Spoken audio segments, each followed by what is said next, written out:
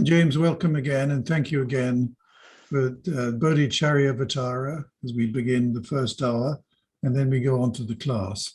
But can I just make a quick request to those of you who are attending? We've been closed now. The doors have been locked since March 2020. So and most of all our classes are free, nearly all of them. But any of you who aren't members, it'd be nice if you could join and support the society. If you're short of a few bob, don't worry about it. No concern, no problem. But those of you who've got a few coins in their pocket they don't need, it'd be lovely if you could join the society. It'd be most helpful. It allows us to put on more classes and have more fun with Buddhism and indulge ourselves thoroughly. So those of you who can afford it, please do. James, over to you. Okay, thank you all. Thank you all.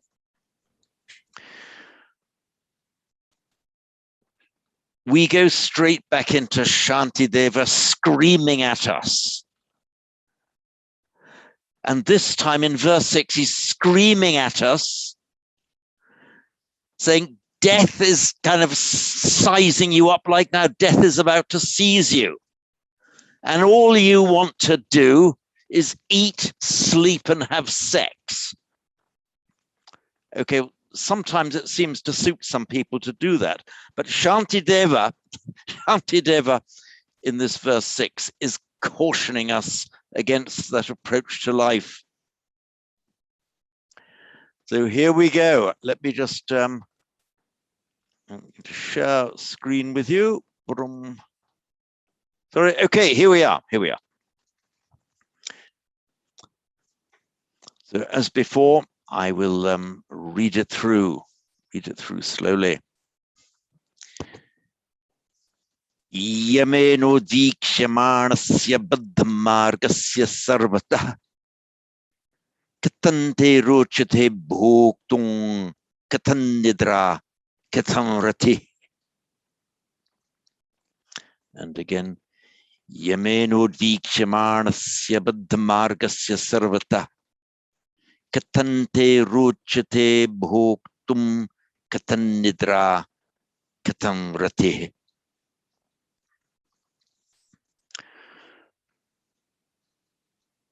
So we'll start in line 2. The first word there is katam, which just means how. Katante rochate. Rochate is a verb meaning to please, to be pleasing to somebody. And te, cognate with our English word thee, how thee pleases, how is it pleasing to you in the singular.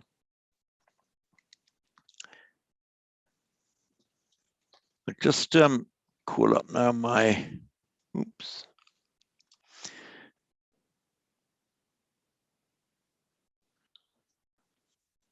The root ruch,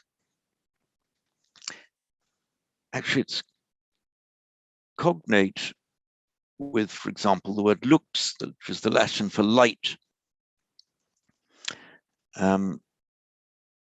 Light as in light and dark. And if something is, it also has the idea of brightness and enjoyment.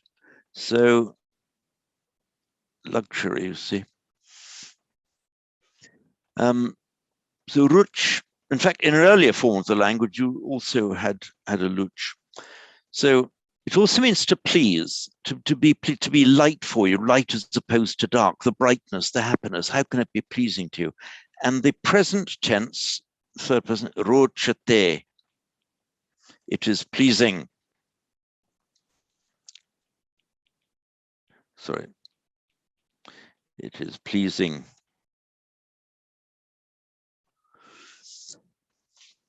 And it takes the genitive, and te is the shortened form of the genitive. In fact, the full form of the genitive, don't bother to get this into your heads yet, is tava, but it can be shortened to te. So katam te rochate. How can it be pleasing for you? Then these various things that he's asking, how can they be pleasing? Bhoktum nidra rati. How can these things be pleasing to you? Katante rochate. So what things then?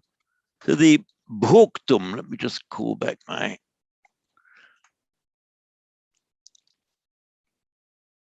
bhoktum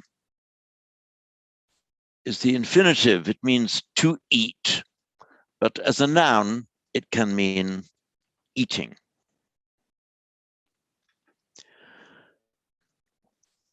From our, sorry, let me get back to my the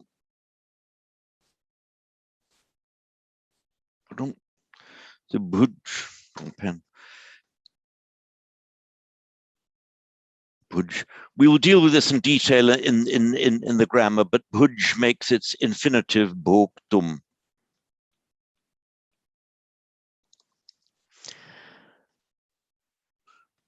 The original meaning of this verb, it's a combination of eating and enjoying because of our deep-seated association with eating and enjoyment.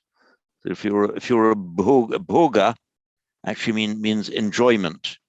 A little rabbit hole here. If you're a bhogi, you're given to enjoyment. A person, a hedonist, is a bhogi, somebody who just likes enjoyment. And there's this wonderful expression that I heard first used in India in an Indian ashram back in the 60s, and saw it recently used on some Hindu website just the other day. We all know what a yogi is. Somebody who practices yoga. And the word roga actually means an illness. So if you're a rogi, there's something wrong with you, you're ill. Yoga, yogi, roga, rogi. And the saying goes that if you sleep, who is a yogi, a bhogi, and a rogi? The difference in a yogi, a bhogi, and a rogi, if you sleep for up to 3 hours a night, you're a yogi. If you sleep 6 hours a night, you're a bhogi. And if you sleep for more than 6 hours, you're a rogi. See, so yogi, bhogi, rogi. I'm afraid it's on that system of taxonomy. I regret that I'm a rogi, but we work on it. So anyway, back to where we were. Bhoktum is to eat. Katam te rochate. How can it please you? Katam te rochate. How is it pleasing for you? Bhoktum, to eat. Katam, nidra, means katam te rochate nidra. Nidra is sleep. Some of you in yoga may have come across the yoga nidra, which is one of the forms of yoga. It's just from the root dra.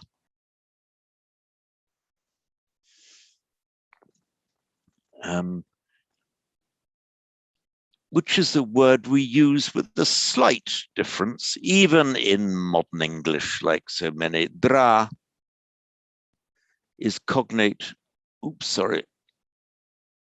with our English word drowsy, and to dream, it's from that same root.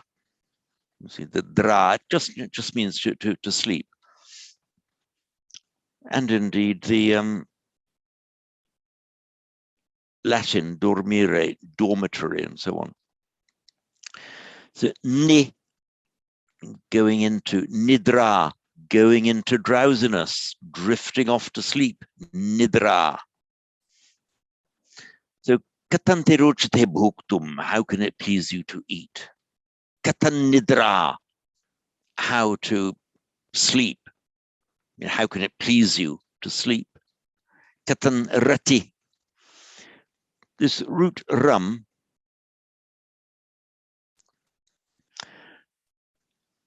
the basic meaning of that is to, just enjoying yourself, in enjoyability or something, and it can have a positive sense as well.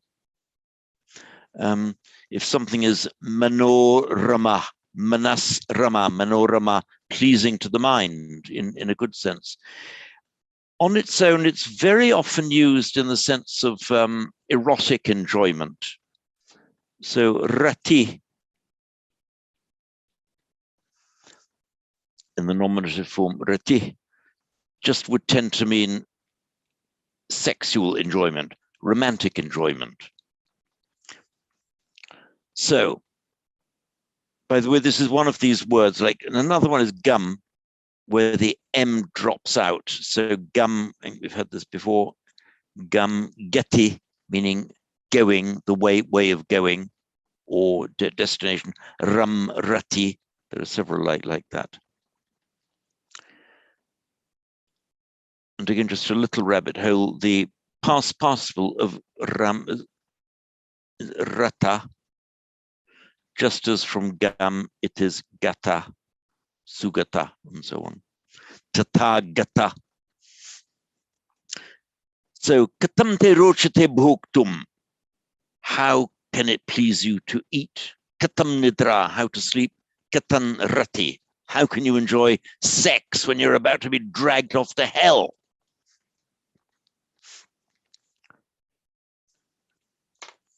Now,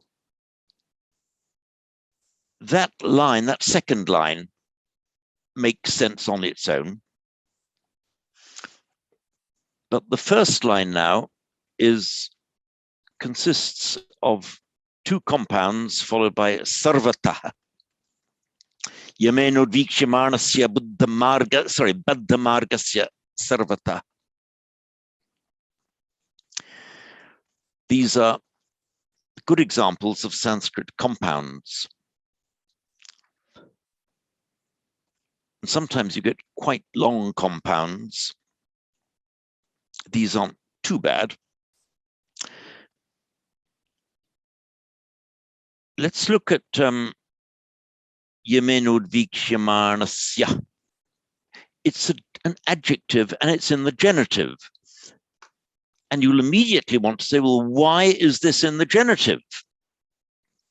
And the answer is because it's an adjective, a compound adjective, qualifying te in the second line. Remember, as it rochate, to be pleasing to, takes a genitive.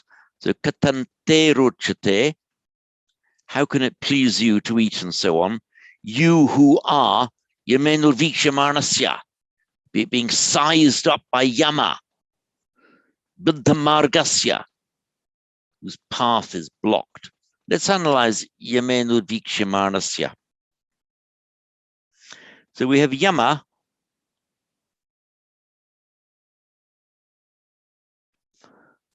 our good friend Yama, often known as the Lord of Death.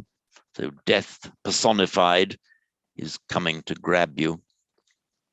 Maybe he'll send somebody else to do it.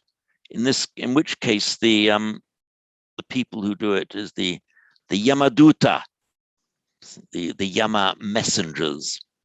But here it's Yama himself, Yamena. So Yama in the instrumental Yamena. By Yama. Now, udvikshyamana.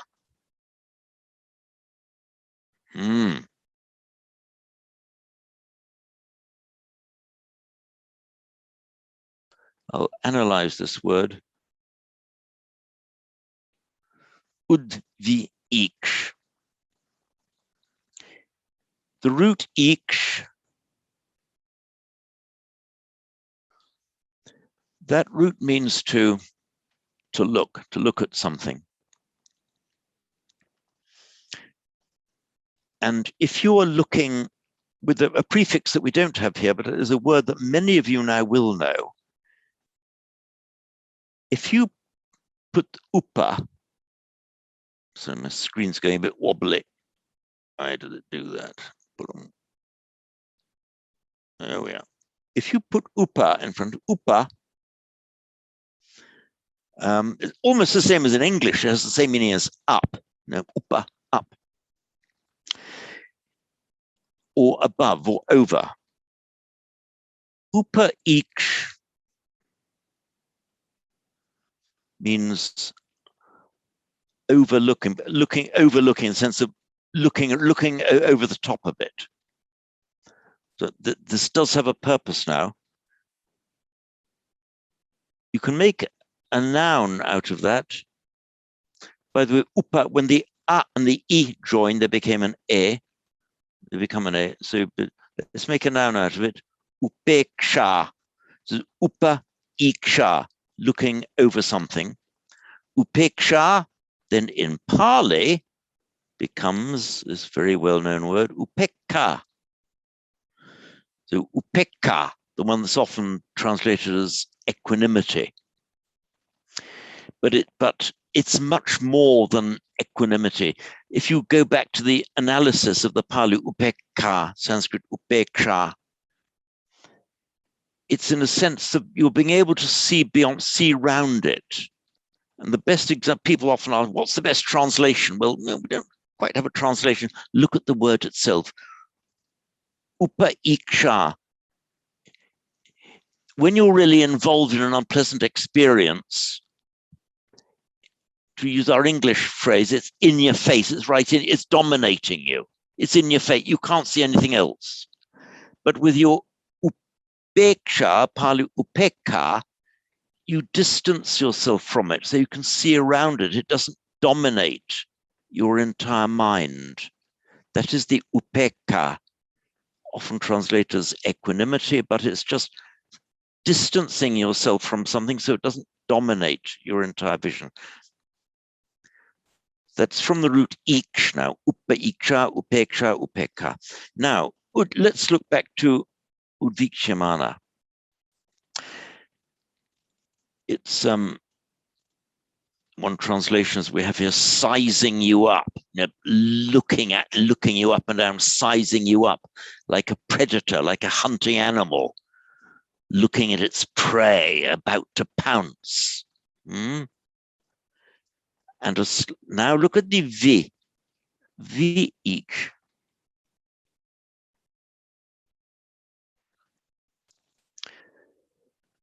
Which of course by Santi becomes Viksh. This is very much the same kind of thing as the V of, in Pali, Vipassana, and which in Sanskrit would be Vipashyana. So, Pashyana means, from the present sim, Pash just means to see. Pashyana.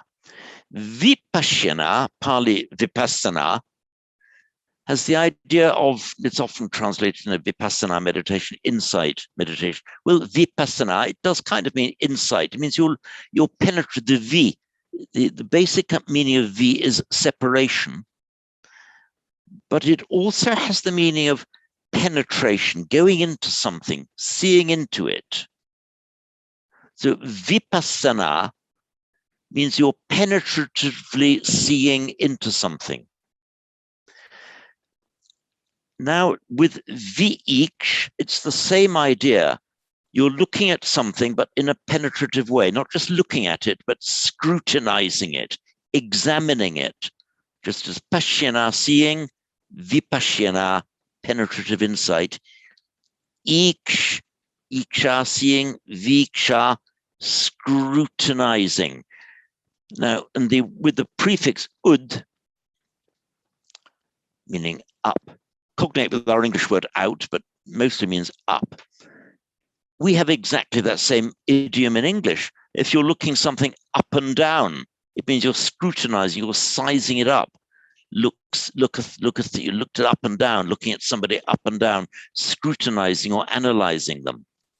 So here, with these two prefixes together, udviksh means looking up and down and sizing somebody up. That's what Yama is doing as death approaches. Ha! Here is my next prey, my next victim. So he's looking at you, the victim, ready to pounce and drag you off to death. Well, all worth thinking about, according to Shantideva, is eating, sleeping, and sex. We wouldn't be so happy about that if we realized what was going on, which is the purpose of verse 6. So, udviksh, let's now make a passive present participle out of that, being looked up and down by regular formation here. We have udvikshyamana. Just make a passive out of udvikshya, passive, and udvikshyamana is just the passive participle, being looked up and down.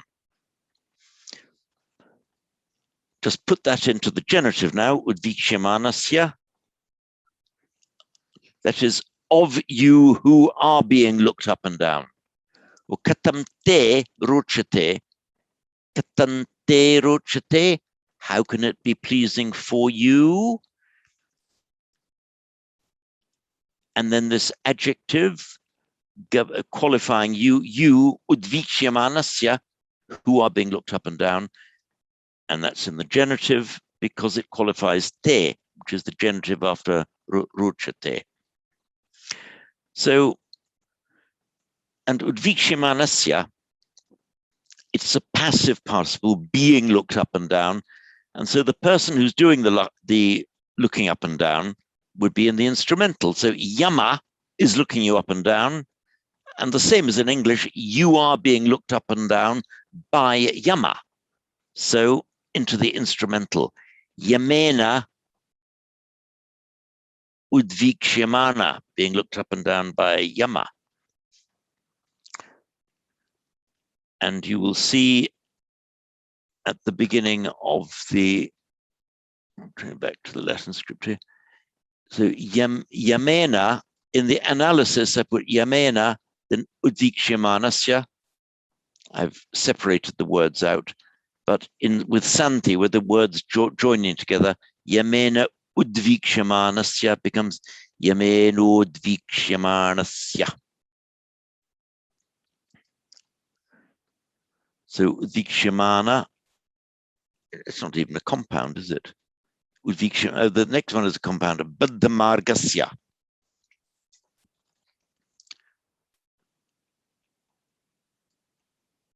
It's analyzed this for us. It means with your path blocked. And I'll explain why it means that.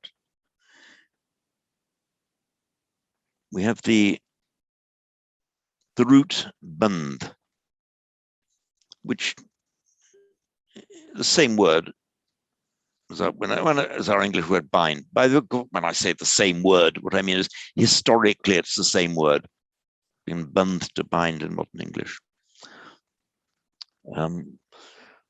We have that same word, oddly enough, in Persian. It's come through from Urdu into English. A band, written like this, a band, like a little barrier for water, known as a band, is from that same root. And the bonds, my word is my bond. In other words, my word binds me.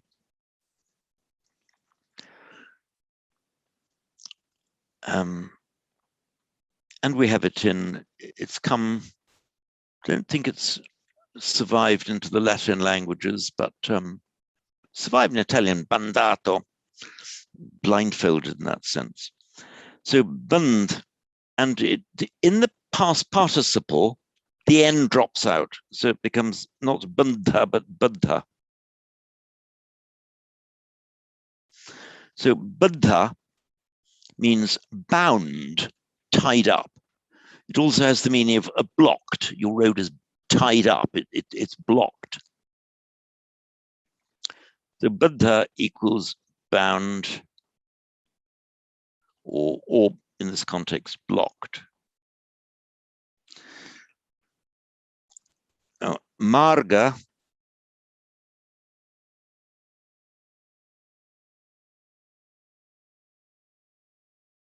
equals a road or path. So if you're Buddha Marga, you are blocked pathed. Sanskrit does that with this compound. In other words, your path is blocked. It's an adjective. Like we have red-headed, somebody who's red-haired, whose hair is red, blue-eyed, somebody whose eyes are blue. But you can do this kind of compound with a much wider range in Sanskrit and Pali. So if you're Buddha Marga, you are blocked road. In other words, your road is blocked. All avenues of escape are blocked. You're Buddha Marga. Incidentally, Marga, by regular phonetic mutation, becomes Magga. Sanskrit, that's Pali, Magga in Pali. And in Pali, the Attangiko Maggo, the eightfold path. In Sanskrit, the Ashtangiko Marga, the eightfold path. So you are Buddha Margasya. You'll see here it's in the genitive form, Buddha Margasya. There we are, highlighting that. Because it's, again, it's an adjective, a compound adjective governing te. So katam te, Buddha Margasya, Rochate Bhoktum, etc. How for you, te, Buddha Margasya, blocked, roaded, with your road blocked, with your avenues blocked. How can it be pleasing for you? Sarvata.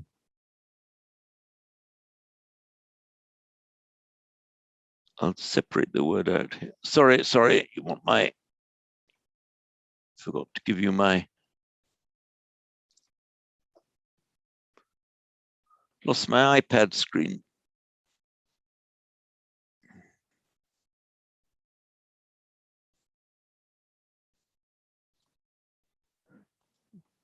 So I seem to have lost my iPad screen somewhere.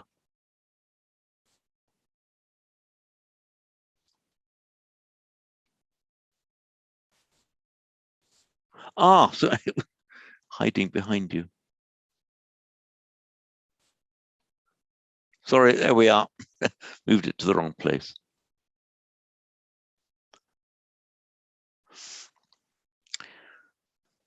Sarvata.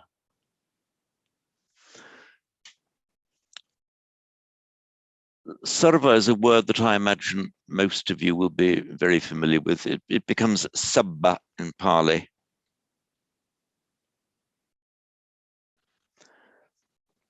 As we have the expression of sabbe satta sukhita hontu, may all beings be happy. In Sanskrit would be sarve sattva sukhita bhavantu. So it means all. Now the suffix ta, very common suffix, and it often has the effect of making a word, giving a word an adverbial form. So sarva, all, sarvata means from, in all ways, from all sides, all round. So here we have your Buddha Marga, sarvata, your road is blocked, sarvata, all round you, on all sides. In other words, whichever way you look, there is no escape. So your Buddha Marga sarvata.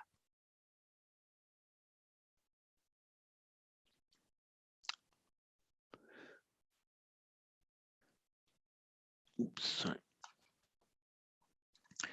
So going through this now, in English order, katam,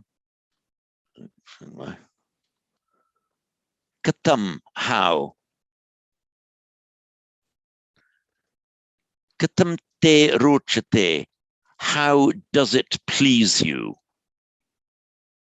Katam te rochate bhoktum, how can you find pleasure in eating? Katam te rochate bhoktum, how to you pleases eating means how can you find pleasure in eating? Katam nidra, how sleep. In other words, katante rochate nidra, how can you find pleasure in sleeping. Katan rati, expand that to katante rochate rati. How can you find pleasure in romantic delight in sex? And this te now governing the genitive, and then it gives these adjectives. Te, you, yamenodvikshamanasya, being sized up, being looked up and down, yamena, by yama. Te buddhamargasya, you, genitive, buddhamargasya, with your road blocked. Buddhamargasya sarvata, with your road blocked. All avenues of escape shut off, that means on all sides. So, sarvata. So I'll read this through slowly again, and for those who have the energy for it, which I hope will be everybody, we can move on to the next verse. We've got through this one quite quickly. So, yamenodvikshamanasya buddhamargasya sarvata katante rochate bhoktum katannidra katanrati.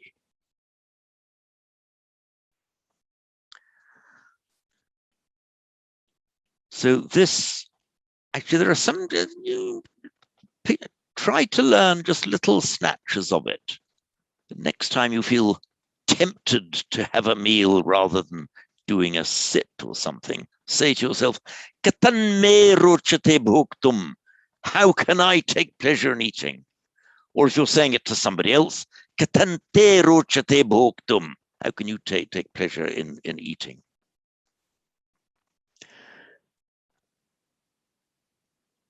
So before we move on, if there are any questions arising out of that, I will be very happy to deal with them as best I can. So if I could ask Lavinia or Odin or Desmond to check, or yes, there is a question here. Right.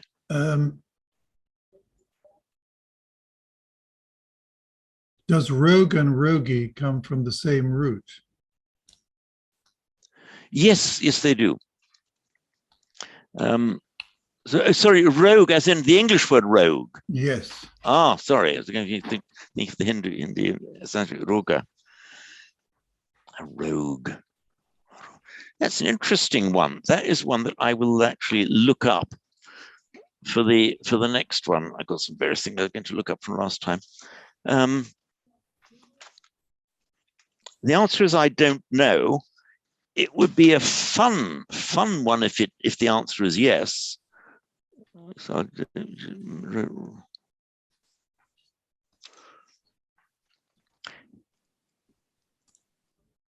the answer, it would be nice if it did. On a superficial glance, possibly not. But next time I will know more, and I will check it out for you. I think James, that is the only question. Okay, right. Are there any other questions that you can see? Anybody else? And I don't think there are any raised hands either. Okay. Let's have a look. Hang on. No more questions. Okay. No. There was a question from last time. Somebody asked whether from the prakriti and the prakrits, there was any connection between that and practical. I forget who asked that, but anyway, I'm afraid the answer is no. But prakrit and prakriti is actually quite a fun word, and it will also illustrate the meaning of Sanskrit, because prakriti and Sanskriti are kind of opposites of each other. Let me just bring up my iPad screen again.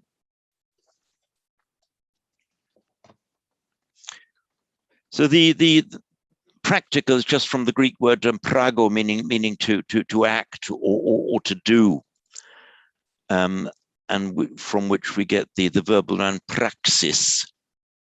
meaning a deed or an act, as in the praxis apostolon in Greek, the acts of the apostles. But there's no, despite the superficial similarity, there's no actual connection between prakriti and practical. But let's look at prakriti.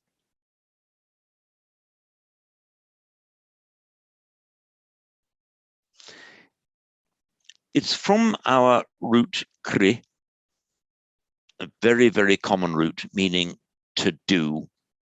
Sometimes it means to put, but basically to do. And the Latin root cre, from which we get create, is that same. That's it from that same root, the kra, the doing.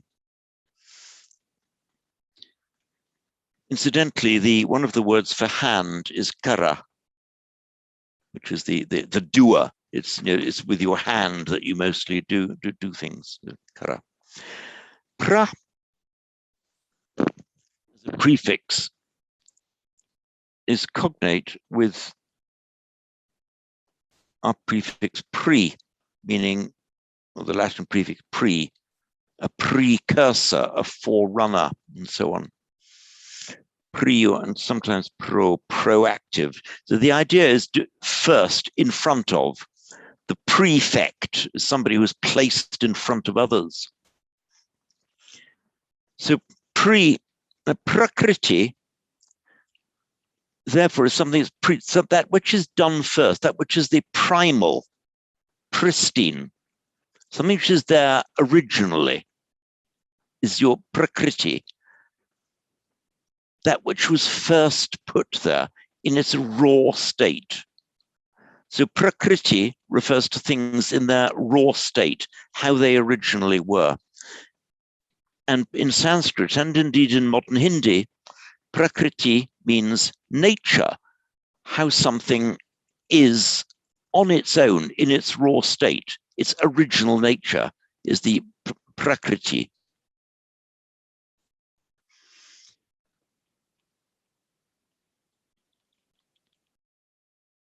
So nature, and if you look at the word natura, it means how something was born before anything else was done to it, its raw state, immediately upon coming into existence, immediately upon birth. The first placing, how it first appeared, prakriti. The opposite of that is Sankriti. Prakriti in its raw state. Sankriti, some, in putting together, because of a phonetic variation that we needn't bother with, an S comes in. It's the same word though.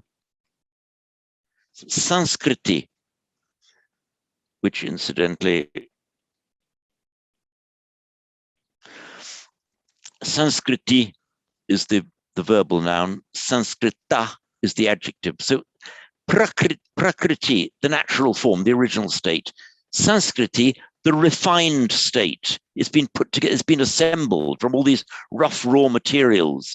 The rough wood of a tree would be the prakriti of the tree, the prakriti of the wood, its raw state, growing as a tree. The Sanskriti would be now that wood assembled by a woodworker into furniture.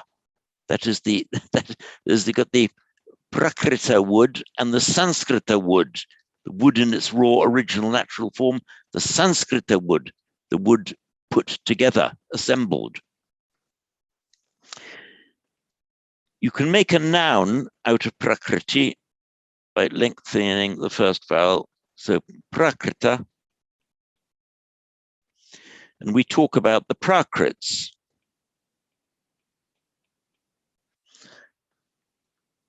We can talk about it in the plural because there are several of them. So the Prakrits are the so to speak, the natural languages, the ordinary colloquial languages. So the language that the Buddha used, Pali, now called Pali. was one of the Prakrits. It was one of the natural languages. We have what you might call even the modern Prakrits, like the Hindi, Bengali, Gujarati, and so on, Marathi. So a modern Prakrit, they're natural languages. So Prakrita, we can make, so Prakrita, and the opposite of that is Sanskrita. Sanskrita, the refined language, the carefully assembled language, not just the colloquial ones that people speak in their natural state, but the refined language with its carefully assembled grammar, most carefully assembled by Panini, who probably lived just not long after the Buddha. So that now is the difference between Prakriti and Sanskrit, the Prakrits and Sanskrit, the natural languages, the refined language, the one refined language. So hopefully that little rabbit hole will have been of some help. James, the is Koroshti refers to the alphabet, does it, a script? Koroshti, I slightly caught me there. Give me advance warning of these questions, Desmond. Sorry. Don't catch Koroshti. I think it's a script. I think it's a script, isn't it? I think it is. Okay, something else for me to check Koroshti.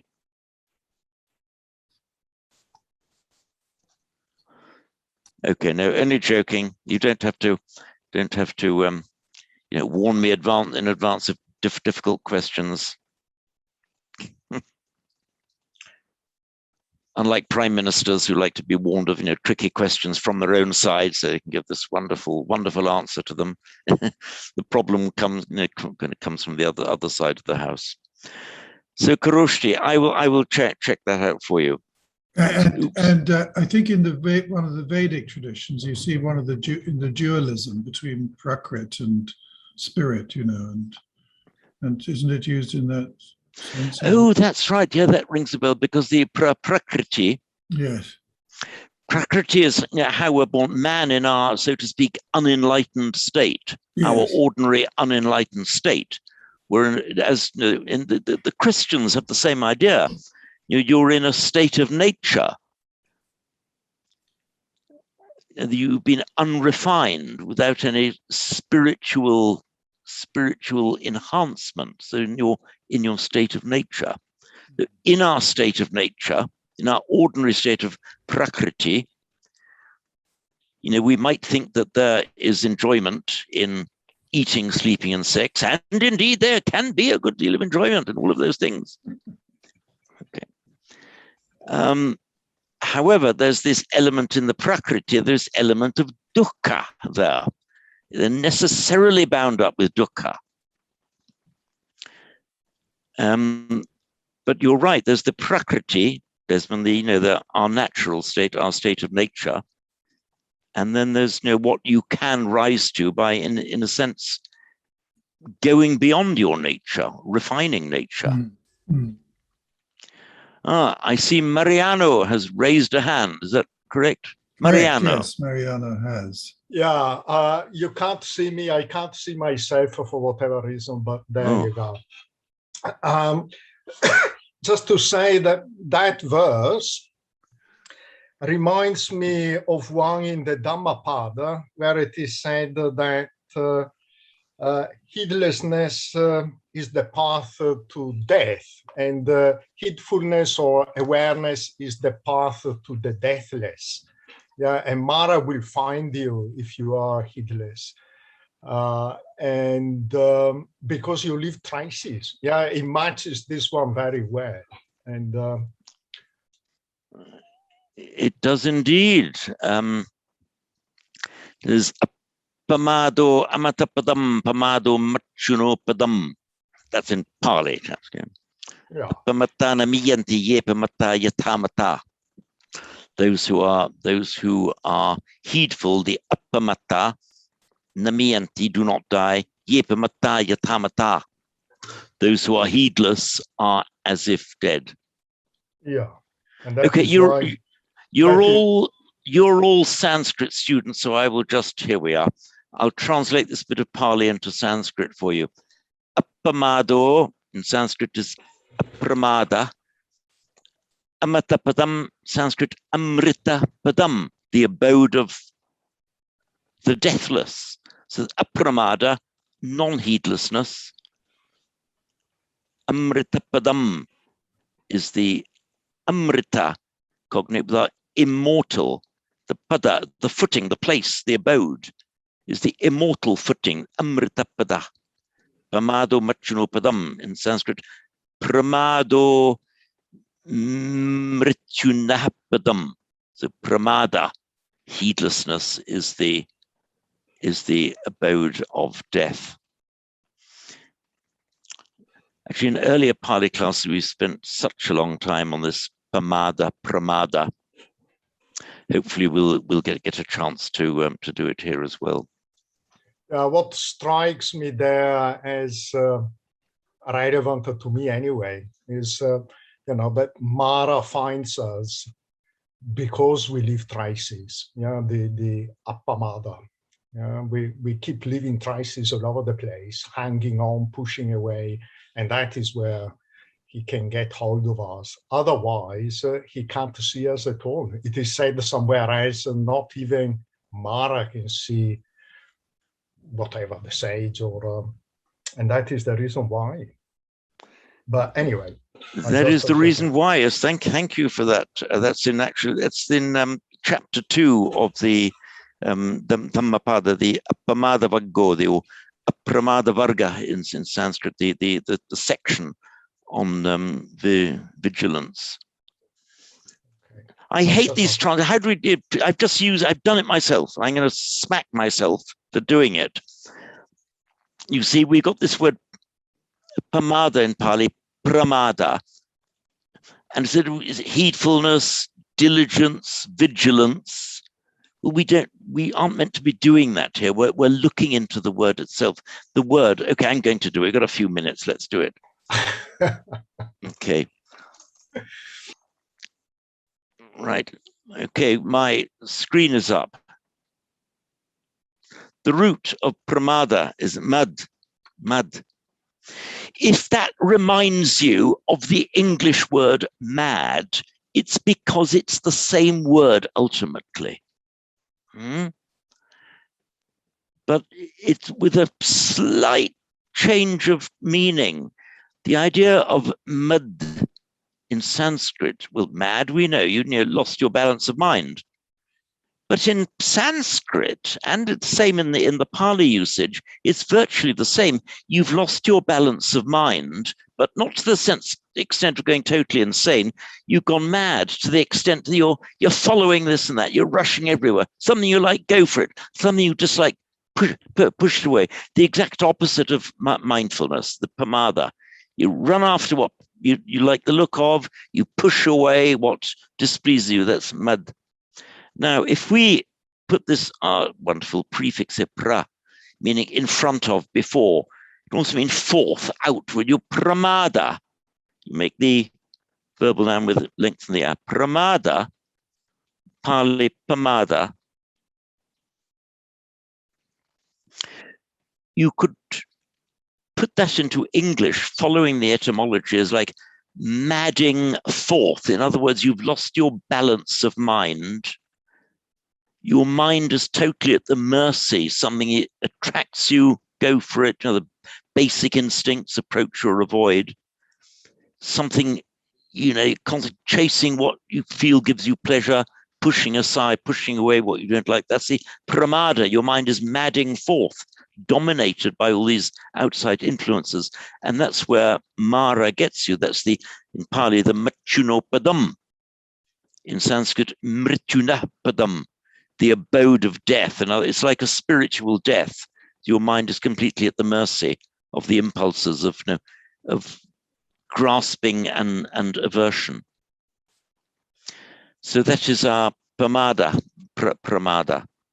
So if you link it to the English, madding, your mind has gone mad, lost its balance, rushing into the sense impressions, being dominated by them. And we'll be seeing this again and again in these classes. I'm trying to encourage you to look into the words, not to say what's the translation of this word, but to feel into that word, to feel the force of that word as it would have had with the ancient speakers. So the pramada, the madding forth, feel your mind losing its balance, becoming a bit mad, rushing after, or the aversion, that's the pramada. And there's this entire chapter in the Dhammapada, in Pali, apamada vaggo, in Sanskrit, apramada varga, the chapter on apramada, so non-pramada. Right, we're just coming up to the hour now. So if there are any more questions, I will take them. Otherwise, we'll have a brief break and get onto our grammar class.